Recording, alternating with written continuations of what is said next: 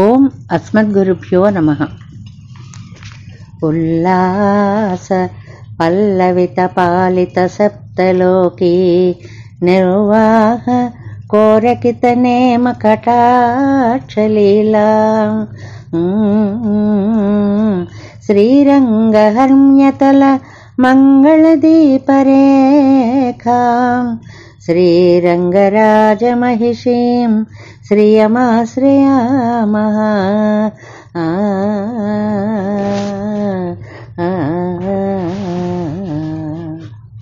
ప్రియ భగవద్బంధువులారా, శ్రీగుణరత్న కోసం పరాశర భట్టర్ వారు అనుగ్రహించినటువంటి అత్యద్భుత భక్తి స్తోత్రం. అందులో మనం 12వ శ్లోకంలోకి ప్రవేశిస్తున్నాం ఈరోజు. ముందుగా దానికి అనుసంధానంగా మనం శ్రీ సూక్తాన్ని కూడా చెప్పుకుంటున్నాం కదా. అందులో 12వ సూక్తాన్ని ముందుగా చెప్పుకుందాం. కర్దమేన ప్రజాభూత మయి సంభవ కర్దమా శ్రియం వాసయ మే కులే మాతరం పద్మమాలినీ. ఈ సూక్తంలో 11వ సూక్తంలో షోడశోపచారాలలో మనం రోజు ఒక్కొక్క ఉపచారాన్ని చెప్పుకుంటున్నాము. అది ఇవాళ ధూప సమర్పణగా చెప్తారు, ధూపం సమర్పించడము అని. ఇంకా ఈ శృతికి సూక్తానికి అర్థం ఏమిటి అని అంటే, ఇందులో అమ్మ జగన్మాత కర్దముడు అనేటువంటిది ఒక ప్రజాపతికి పేరు. ఆయన సముద్రంలోంచి లక్ష్మీదేవి బయటకు వచ్చినప్పుడు ఆవిడ్ని తన పుత్రికగా స్వీకరించాడు. కర్దమనాంనా అనే కర్దముడు అనే పేరు కలిగినటువంటి ఆయన చేత ప్రజాభూత, ప్రజా అంటే సంతానము, సంతానంగా గ్రహించబడింది అమ్మ. అలాంటిది అభూత అలా అయింది అంటే ఆయన తన కూతురుగా భావించాడు. అటువంటి లక్ష్మి మయి సంభవ, అమ్మ నువ్వు నా విషయంలో నీ ప్రేమని చూపించాలి అంటే, కర్దమా ఓ మహానుభావ, మీ అమ్మాయిని లక్ష్మీదేవిని నా దగ్గరకు నువ్వు పంపించు అంటే లక్ష్మీ కటాక్షం కలిగేలాగా నువ్వు చెయ్యి. ఎందువల్లంటే మాతరం, మాతృత్వ రూప సంబంధం ఆవిడతోటి, తల్లి ఆవిడ. పద్మమాలిని, పద్మాల యొక్క మాలలు ధరించినది. అసలు పద్మానికి ఆవిడకి విడదీరానటువంటి సంబంధం. ఎన్ని రకాలుగానో చెప్తారు మనకి. పద్మోద్భవం, పద్మముఖీం, పద్మనాభ ప్రియాం అంటూ అన్ని విధాల పద్మాలతో పోలికే. అలాంటి తల్లిని మే కులే శ్రియం గృహే వాసయ, మే కులే అంటారు. నాకు ఇస్తే సరిపోదు, ఇక్కడ ఉంటుందండి విశేషం అంతా. మే కులే, నా సంతానంలో పుత్ర పౌత్రాదుల వరకు కూడా, శ్రీయం నీ లక్ష్మీదేవిని గృహే వారి ఇళ్లల్లో, వాళ్ళ తరాల వరకు కూడా వాసయ నివసింప చేయాలి. అంటే ఏమిటన్నమాట, కర్దమ ప్రజాపతి మీ కుమార్తెగా స్వీకరించిన లక్ష్మీదేవిని నన్ను అనుగ్రహించమని నా దగ్గరకు పంపించు. అంతటితో ఆగదయ్యా ఈ కోరిక. నా వంశంలో పుత్ర పౌత్రాదులందరూ కూడా అమ్మ కటాక్షాన్ని పొందేలాగా నువ్వు ఆశీర్వదించవలసినది అని తండ్రిని, కర్దమ ప్రజాపతిని ప్రార్థించినటువంటి సూక్తంగా ఈ సూక్తం చెప్పబడుతుంది. ఇంకా మనకి 12వ శ్లోకంలోకి ప్రవేశిద్దాం. మనసి విలసితాక్ష్ణ భక్తి సిద్ధాంజనేనా శృతి శిరసి నిగూఢం లక్ష్మి తే వీక్షమాణాః నిధిమివ మహిమానం భుంజతే ఏపి ధన్యాః నను భగవతి దైవీం సంపదం తే అభిజాతాః. ఇందులో కూడా అమ్మని హే భగవతీ లక్ష్మి అని పిలుస్తారు. భగవత్ శబ్దానికి ఎప్పుడు గుర్తు పెట్టుకోండి, చాలా కళ్యాణ గుణములతో నిండినవాడు భగవంతుడు, భగవాన్. చెడు గుణములు లేనివాడు. భగవతి సకల గుణ సంపన్నురాలు అమ్మ. లక్ష్మి ఒక్క మాట చెప్తామమ్మా. ధన్యాహ ఏ అపి, కొంతమంది ధన్యులున్నారమ్మా. ఎవరంటే వాళ్ళు భక్తి సిద్ధాంజనేన మనసి విలసత అక్షణ. వాళ్ళు భక్తి అనేటువంటి ఒక సిద్ధాంజనాన్ని ఏ కంటికి పెట్టుకుంటారు? మనస్సులో వెలిగే జ్ఞాన నేత్రం. ఆ నేత్రానికి భక్తి అనేటువంటి కాటుకను పెట్టుకుంటారు. ఏం చేస్తారు పెట్టుకుని? శృతి శిరసి నిగూఢం నిధిం, వేదాంత గుహలలో దాగి ఉన్నటువంటి ఒక నిధిని దర్శించినట్లుగా తే మహిమానం వీక్షమాణాః, నీ మహిమను కూడా చూస్తున్నారు. చూడడమే కాదమ్మా, భుంజతే అనుభవిస్తున్నారు. తే దైవీం అభి, వాళ్ళు దైవీ సంపదం మోక్షానికి అభిముఖులై జాతాహ ఉన్నారు. అంటే దైవీ సంపదను పొంది ఉన్నారు అని ఇందులో చాలా విశేషాలు చెప్తారు. సారాంశం ఏమిటి అంటే అమ్మా, ఒక్కటే విషయం. పర్వతాల్లో కొన్ని నిధులు ఉంటాయని, ఆ నిధుల్లో ధనం నిక్షిప్తమై దాగి ఉంటుంది. అది పైకి కనపడదు. ఆ నిధిని పొందాలి అని సిద్ధులు ప్రయత్నం చేస్తారు. వాళ్ళు ఏం చేస్తారంటే ఒక అంజనాన్ని తయారు చేస్తారు. శక్తివంతమైనటువంటి ఒక అంజనాన్ని తయారు చేస్తారు. అంజనం అంటే కాటుక. దాన్ని తీసుకొచ్చి కళ్ళకి పెట్టుకుంటే ఆ లోపల ఎక్కడెక్కడైతే ఏ ఏ నిధులైతే ఉన్నాయో అవన్నీ కూడా చాలా చక్కగా కనిపిస్తాయి. ఆ నిధిని వాళ్ళు తెలుసుకుంటారు. చూసి ఉందంటే ఏం లాభం అండి? అనుభవిస్తారు కూడా. వాళ్ళని ధన్యులు అంటారు పరాశర భట్టర్ వారు. ఎవరు ధన్యులు అంటే, ఒకటి అసలు పూర్వజన్మ సుకృతం ఉండాలండి. మన చేతుల్లో ఉండదు ఇది. పూర్వజన్మ సుకృతం ఉండాలి. రెండవది ఆచార్య సమాశ్రయణ ఉండాలి. మూడవది లక్ష్మీనారాయణల కటాక్షం ఉండాలి. అప్పుడే ఆ దైవీ సంపద మనకు లభిస్తుంది. మనకి ఛాందోగ్య ఉపనిషత్తు చెప్తుంది ఒక మాటని, తద్ యథా హిరణ్యనిధిం నిహితం అక్షేత్రజ్ఞాః ఉపరి ఉపరి సంచరతః న విందేయుః. బంగారు నిధి క్షేత్రంలోనే ఉందండి. కానీ వీళ్ళు పాపం అక్షేత్రజ్ఞాః, చైతన్యం లేదు వీళ్లలో, అంత తెలివి లేదు. అందువల్ల ఉపరి ఉపరి సంచరంతః, పై పైన తిరుగుతూ ఉంటారు, దాన్ని పొందలేకపోతారు అని ఉపనిషత్తు చెప్తుంది. మనకి చూడండి, పూర్వకాలం ఇళ్ళు అవి కొనుక్కున్నప్పుడు ఇళ్ళు కట్టించుకోవడానికి భూమిని తవ్వుతూ ఉంటే లోపల నుంచి నిధులు దొరుకుతూ ఉండేవి. అవి ఉన్నాయని మనకేం తెలుస్తుంది దాని మీద ఉన్నా కూడా? అయితే అవి ఉన్నాయని తెలుసుకోవడానికి ఉపయోగపడే ఒక కాటుకని సిద్ధాంజనము అంటారు. ఇది ఇవాళ సైంటిఫిక్గా ఆలోచిస్తే ఎక్కడ భూమిలో నీరు పడుతుంది, ఎక్కడ భూమిలో లోపల ఏవేవి ఉన్నాయి, ఎక్కడ ఏ ఏ వాయువులు ఉన్నాయి తెలుసుకునేటువంటి శాస్త్రం వచ్చిందే. దానికి సంబంధించినటువంటి శాస్త్రంగా దీన్ని చెప్పుకోవచ్చు అన్నమాట. అలాగా ఈ భూమి లోపల దాగి ఉన్న శిఖరాల మధ్య ఉన్న నిధి శ్రీరంగనాయకి అమ్మ యొక్క వైభవం కూడాటండి ఒక పర్వత శిఖరాల దగ్గర దాగి ఉందట. ఏమిటా పర్వతాలు? వేదాంతాలు, ఉపనిషత్తులు అని అంటారు దాన్ని. అయితే మాకు ఎలాగండి అది దొరకడం? మంచి ఉపాయం ఉందండి. కాటుక పెట్టుకుంటే నిధి కనిపిస్తుందండి అని పల్లెటూళ్ళలో ఇప్పటికి కూడా అంజనం వేసి వెతికారండి అనేటువంటి మాట ఒకటి కనిపిస్తుంది. ఆ ప్రయత్నాలు ఇప్పటికి కూడా కొన్ని చోట్ల కొనసాగుతూనే ఉన్నాయి. ఏం అంజనం వేసుకోవాలండి మేము? భక్తి అనేటువంటి అంజనాన్ని వేసుకోండి. ఇది ఎక్కడ పెట్టాలండి? నేత్రాలకు పెట్టుకుంటాం కాటుక. భక్తి సిద్ధాంజనేన, భక్తి అనేటువంటి ఆ సిద్ధాంజనాన్ని మనసి విలసిత అక్షణ, లోపల ప్రకాశించేటువంటి జ్ఞాన నేత్రము, అది మనం గుర్తుకు పెట్టుకోవాలి. మనసి విలసిత అక్షణ, మనస్సులో ప్రకాశించే కంటితో కలపాలి ఈ కాటుకని తీసుకొని వెళ్ళి. అంటే మనస్సుని భక్తితో నింపాలి అని అర్థం. ఎంత చక్కగా చెప్పారో. అది నీ కటాక్షంతో అప్పుడే లోకల అందరికీ భాగ్యం వస్తుంది తల్లి.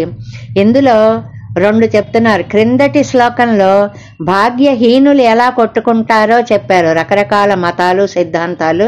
అది నీ భాగ్యం పడకపోవడం వల్ల అని చెప్పారు. ఇందులో నీ భాగ్యం వల్లనే, నీ కటాక్షం వల్లనే దైవీం సంపదంతే అభిజాతాః, దైవ సంపదని పొందుతున్నారు. అది చూస్తారు, అనుభవిస్తారు, పెట్టి పుట్టారు అని అంటారు. అదే మనకి భగవద్గీతలో మాసు సంపదం దైవీం అభిజాతోసి, నాయనా నువ్వేం బాధపడకు, నువ్వు భాగ్యవంతుడివి కదా అని అర్జునుణ్ణి కృష్ణుడు ఓదార్చినట్లుగా మనకి దైవాసుర సంపత్ విభాగ యోగము అని 16వ అధ్యాయంలో ఎలాంటి వాళ్ళు ఆసుర సంపద కలిగినటువంటి వాళ్ళు, ఎలాంటి వాళ్ళు దైవ సంపద కలిగినటువంటి వాళ్ళు చెప్తారు. అసలు ఇది ఎలా తెలుస్తుందండి ఏది దైవీ సంపద అనంటే, శాస్త్ర మర్యాదను పాటిస్తే దైవీ సంపద, దాన్ని పాటించకపోతే అది ఆసుర సంపద. దైవీ సంపదేమో మోక్షాన్ని ఇస్తుంది, ఆసుర సంపదేమో నరకాన్ని ఇస్తుంది. నిజంగా మంచి శీలము కలిగి ఉండడమే దైవీ సంపద, అదే మోక్షానికి హేతువు అనేటువంటిది భగవద్గీతలో మనకి చెప్పినట్లుగా ఒక పూర్వజన్మ సుకృతం, ఒక సదాచార్య సమాశ్రయణం, ఒక లక్ష్మీనారాయణ కటాక్షం ఉంటే గాని ఈ దైవీ సంపద మనకి రాదు.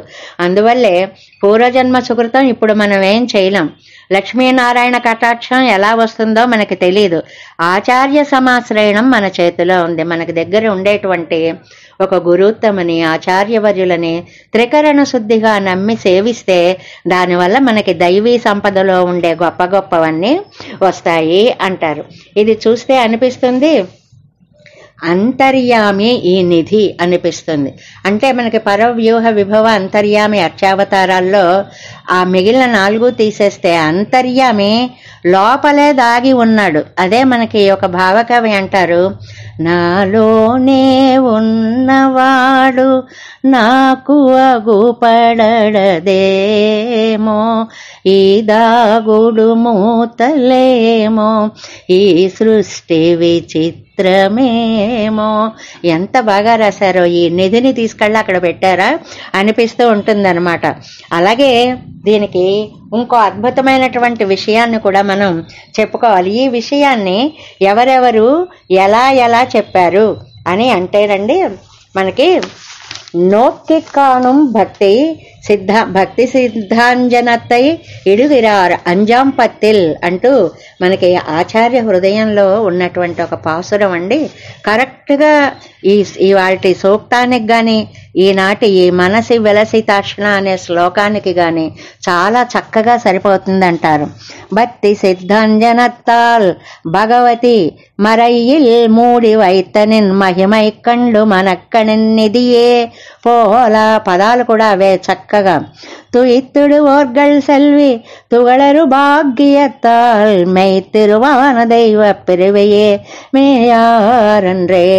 భగవతి లక్ష్మి వేదాంతాల్లో దాగిన నీ మహిమని ఈ జ్ఞాననేత్రానికి భక్తి సిద్ధాంజనాన్ని పూసుకుని అది ఆ నిధిని దర్శించినట్లుగా, ఆ నిధిని అనుభవించినట్లుగా నీ కటాక్షం పడిందా దోషాలన్నీ పోతాయి, భాగ్యవంతులమవుతాం, సత్యమైన సంపదని మేము అనుభవిస్తాం. నీ కటాక్షం పడలేదా అది మేము నిన్నటి శ్లోకంలో చెప్పినట్లుగా కొట్లాటల్లోనే మిగిలిపోతాం తప్ప అనుభవయోగ్యంగా నిధిని మేము గ్రహించలేకపోతున్నాము. ఏ నెంజిల్ నొక్కి కాణీర్, నా భక్తి మనస్సు అనే కన్నుతో చూడాలండి అంటారు కదా నమ్మాళ్వార్లు తిరువాయిమజిలో. ద్రష్టం ప్రవేష్టమపి భక్తిత ఏవ శక్య అంటారు కూరేసులు. మీరు ఏది చెయ్యండి భక్తి లేకపోతే అది సాధ్యం కాదు.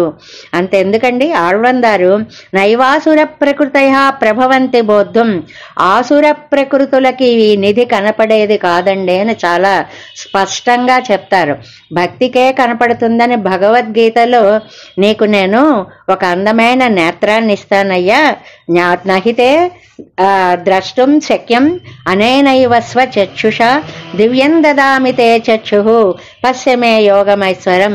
నీకు చూడు ఈ కంటితో నువ్వు చూడలేవయ్యా, దివ్యం దదామితే చక్షు, దివ్యమైన కంటినిస్తున్నాడు అంటాడు. ఏమిటా దివ్యత్వము? భక్తి అనేటువంటిది మనోజ్ఞాన నేత్రానికి గనక మనం అలంకరించుకున్నాము అంటే అమ్మ మహిమ అనేటువంటి నిధి ఆ లోపల మనకి కనిపిస్తుంది అని. అంటే అంజనం ఏం చేస్తోంది? సద్య స్ఫూర్తిని ఇస్తోంది. వెంటనే తెలిసేలా వేదాంతాల్లో ఎన్నో రహస్యాలు దాగి ఉన్నాయి. భూముల్లో కొండ చర్యల్లో ఎక్కడో ఎక్కడో ఎన్నో నిధులు దాగి ఉన్నాయి. ఎవరికి ఏవి అదృష్టంగా దొరుకుతాయి అని అంటే ఆ తల్లి యొక్క కటాక్షం గనక మనకి ఉంటే, లేక మంత్రోపదేశం వల్ల కూడా అవుతుంది అనేటువంటి మాటను చెప్తూ ఇక్కడ ఒక మంచి చమత్కారమైన అర్థాన్ని కూడా చెప్తారండి. ఇందులో శృతి శిరసి నిగూఢం లక్ష్మితే వీక్షమాణాః, శృతి శిరసి నిగూఢం అని ఒక మాట అంటారు. శృతి శిరసి, శృతుల యొక్క శిరస్సులో దాగి ఉందని సామాన్యార్థం. చాలా విశేషమైన అర్థం ఏంటంటే శృతులంటే చెవులు, శృతి శిరసి చెవుల యొక్క రంధ్రాల్లో లోపల దాచేశారటండి. అంటే మంత్రాన్ని తీసుకెళ్ళి రహస్యంగా ఉపదేశం చేశారు. ఎంత విశిష్టార్థము. అందుకే మంత్రోపదేశ వేళలో ఆచార్యులకి శిష్యులకి ఇతరులకి వినపడనటువంటి ఒక తెరని ముసుగులా వేసుకొని చెప్పడం అనేటువంటిది, అది ఈ శృతి శిరసి అనేటువంటి పదం వల్ల ద్యోతమానం అవుతుంది అనే అద్భుతమైనటువంటి అర్థాన్ని కూడా చెప్తారు. అందువల్ల మనకి మొత్తం మీద తెలిసినది ఏమిటి అని అంటే వేదాలు, వేదాంతాలు. ఈ వేదాంతాలన్నీ అమ్మ యొక్క వైభవాన్ని చెప్పాయి. అందులో మహిమ దాక్కునుంది మనకి తెలియదు. అది ఎలాగంటే ఒక పర్వత శిఖరాల్లో నిధి దాగి ఉన్నట్లుగా ఉంది. మామూలు వాళ్ళైతే అంజనం వేసుకుని దాన్ని చూస్తారు, చూసిన దాన్ని పైకి తీస్తారు, అనుభవిస్తారు. అలా మనం కూడా ఒక భక్తి అనే అంజనాన్ని, మనకి ఈ పైన కంటికి పెట్టుకునేది కాదు భక్తి అనేది, మనస్సు అనే నేత్రానికి పెట్టుకోవాలి. అలా పెట్టుకున్నామా అది అనుభవిస్తాం ఆనందంగా అని ఇక్కడ వ్యాఖ్యానంలో ఒక మంచి మాట చెప్తారండి. అనుభవం అందరికీ ఉండదండి. సంపదలు ఉంటాయి కానీ ఇప్పుడు తినడానికి అన్నీ ఉంటాయి, తినేందుకు ఆరోగ్యం సహకరించదు, అదే అనుభవం లేకపోవడం. ఉండడానికి మేడలు మిద్దెలు ఎన్నో ఉంటాయి ఒక్కొక్కళ్ళకి, కానీ అందులో ఉండేటువంటి యోగం ఉండదు కొంతమందికి. కట్టుకోవడానికి అనేక వస్త్రాలు బీరువాల నిండా ఉంటాయి, లేచి తీసి అది కట్టుకునేటువంటి ఓపిక ఆ దేహానికి ఉండదు. ఇది అనుభవం లేకపోవడము అని. అలా కాదు తల్లి, నీ కటాక్షమే గనక ఉంటే మా సంపదలన్నిటినీ కూడా మేము చక్కగా అనుభవిస్తాము అనేటువంటి ఆనందాన్ని అమ్మ యొక్క కటాక్షాన్ని కోరుతూ శ్రీ పరాశర భట్టర్ వారు అమ్మ కటాక్షం, అమ్మ మహిమ అంతా కూడా ఒక నిధిగా ఇందులో మనకి చక్కగా అందచేశారు. ఆ నిధిని భక్తి సిద్ధాంజనంతో దర్శించి ఆచార్య కటాక్షంతో పొందే ప్రయత్నం చేద్దాం. జై శ్రీమన్నారాయణ. నీ కటాక్షమది సంపద్విలాసమే, అది లేని వేళ జ్యేష్ఠ విలాసమే. నీ కటాక్షమది సంపద్విలాసమే, అది లేని వేళ జ్యేష్ఠ విలాసమే. అమ్మా దైవీ సంపదనందీయవే, ఆసుర సంపదలనే పారద్రోలవే. అమ్మా దైవీ సంపదనందీయవే,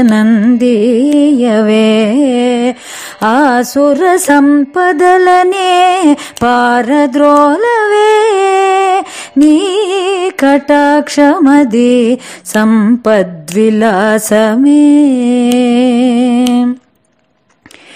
పర్వతాల నిగూఢమో నిధిని బోలు నీ మహిమే, వేదాంత శిఖరాల వెలుగొందులే.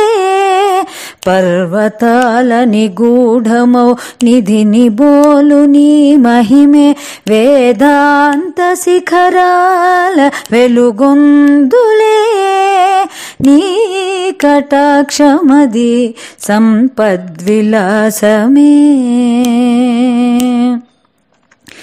జ్ఞాననేత్రమునకు భక్తి సిద్ధాంజనమదే చేర్చ, మహిమాన్వితమౌ నిధినే అందేయవే. జ్ఞాననేత్రమునకు భక్తి సిద్ధాంజనమదే చేర్చ, మహిమాన్వితమౌ నిధినే అందేయవే. నీ కటాక్షమది సంపద్విలాసమే, అది లేని వేళ జ్యేష్ఠావిలాసమే నీ కటాక్షమది సంపద్విలాసమే ఏ